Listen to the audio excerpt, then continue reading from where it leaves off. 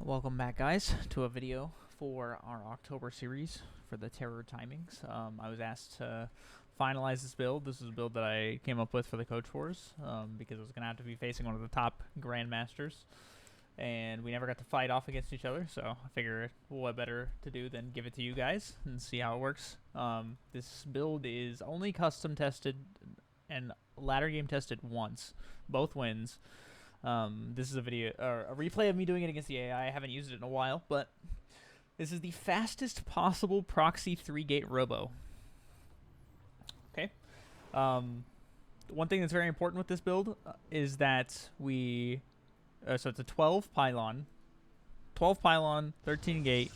So in this, I was gauging whether or not I could afford the probe or not, and you can, so you should start the probe faster. I started the probe at like 23 seconds, but you could probably start it at, I don't know, 15 seconds or so. So we build a couple more probes, assimilator with the next probe that finishes after you build the gateway. The probe that's about to finish, you rally it to the gas, then you make the gas. Yeah, I put 2 on gas and I rally there. The probe is already going out to place the proxy.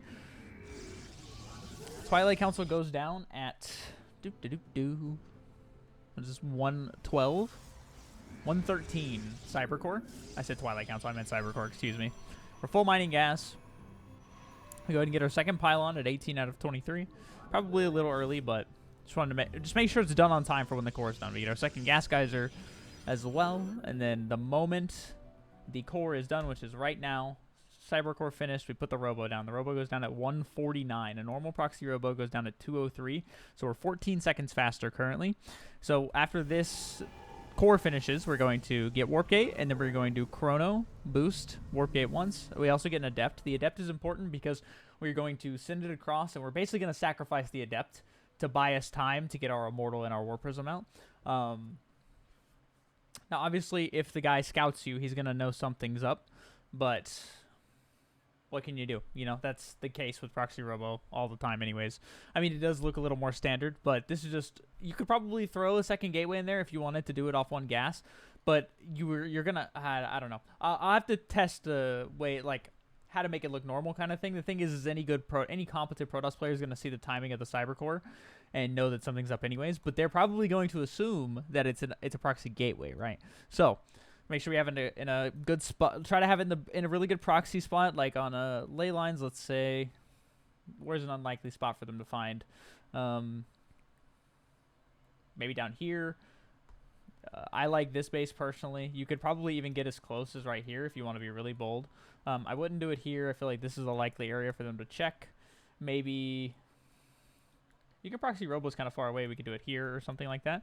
But just try to make sure it's in a good spot, right? Then we get warp gate, chrono boost. I was waiting in the gas. Chrono boost. And now I'm mining 2 out of 3 over here. You don't really need that much gas for immortal. Then we get our second gateway with the chrono boost, and then we're going to start the immortal, and then we're going to chrono boost the immortal. If you see the money right here, 2:37 our immortal starts and the chrono boost starts. 2 minutes and 30 seconds into the game, and we have an immortal on the way. We got third gateway as well afterwards, 28 supply, as well as a third pylon. Then I send this guy back home. And now the adept, this is like, you can't really, the AI is always going to have units, right? And it's just easy AI, whatever. But you're going to just try to shade in, try to act annoying with it as possible. It's a distraction tool. If you lose it, doesn't matter. So the immortal's out, we get a warp prism right afterwards, and then we chrono warp gate one more time. So this way, whenever our warp prism is about to finish, if you look, warp gate's about finishes, we get to warp in stalkers right here at 3:35. 3 stalkers, and then the warp prism finishes, and we're already moving out. 3:39, and we have what is the army value currently? Yeah, about 1,400 army value worth of Protoss units on the field at the 3-minute and 39-second mark. Like, the army value difference is just their second set of units. If I had to guess what you'll be facing as a force, potentially an Oracle about to pop at this point, maybe a Void Ray if they went Void Ray first. 4 units, two sets of 2 from both gateways, and then I doubt their Nexus should be on the way. I don't think there will be a shield battery yet.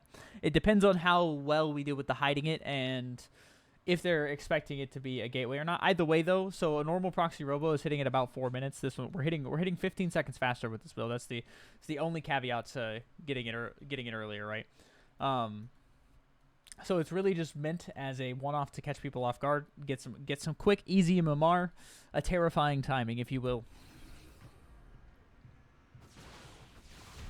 Come up here, we warp in. Everything we need. But yeah, that's the build. Steal some ladder points. I'll see you guys in the next one. Peace.